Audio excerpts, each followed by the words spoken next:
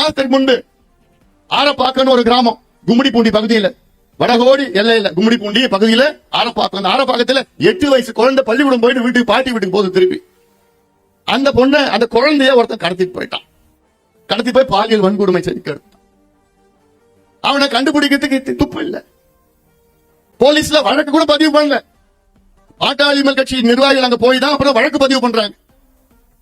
வழக்கு பதிவு பண்ணி சும்மா இருக்கிறாங்க போலீஸ்ல. அதன் பிறகு நம்முடைய பொருளாளர் திலகபாமா அவங்கள போன்ல போட்டு நீங்க போங்க அங்க போய் போராட்டம் பண்ணுங்கன்னு சொன்னேன். அவங்க போனாங்க. நேரா போலீஸ் ஸ்டேஷன் வாசல்ல தரையில உட்காந்து, நீ கண்டுபிடிக்கலாம், இங்கதான் நான் இருப்பேன், இங்க விட்டு நான் போக மாட்டேன்னு சொன்ன பிறகுதான் போலீஸ்ல 5 டீம் போட்டாங்க, 6 டீம் 7 டீம் போட்டாங்க. அதுக்கப்புறம் தான் 3 வாரத்துக்கு பிறகு அவனை பிடிச்சானுங்க.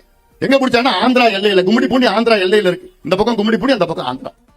ஆந்திராவில வேலை செய்யறான். அவன் சொல்றான், ஆந்திராவில நான் வேலை செய்யறேன், அசாம்காரன், ஆந்திராவில வேலை செய்யறேன், வாரம் கடைசியில வெள்ளி சனி ஞாயிறு 3 நாள் தமிழ்நாடுக்கு வந்துருவேன். ஏன் தமிழ்நாட்டு வந்துடுறேன்னா, அங்க தமிழ்நாட்டுல கஞ்சா அப்படின்னு காக்கேன், போதை மாத்திரை, போதை மருந்து, போதை பவுடர் சாதாரணமா கிடைக்கும். ஆந்திராவில கிடைக்காது, தமிழ்நாட்டுல தான் கிடைக்கும். அதை போட்டுக்கிட்டா நான் மிருகமா ஆயிடுறேன், எனக்கு என்ன பண்ணு எனக்கே தெரியல அப்படின்னு ஒருத்தவன் அசாம்காரன் ஆந்திராவில வேலை செஞ்சு இந்த போதை பயன்படுத்துவதற்காக தமிழ்நாட்டுக்கு வரானா, தமிழ்நாட்டில் நடக்குது ஆட்சியா, மாநில ஆட்சியா?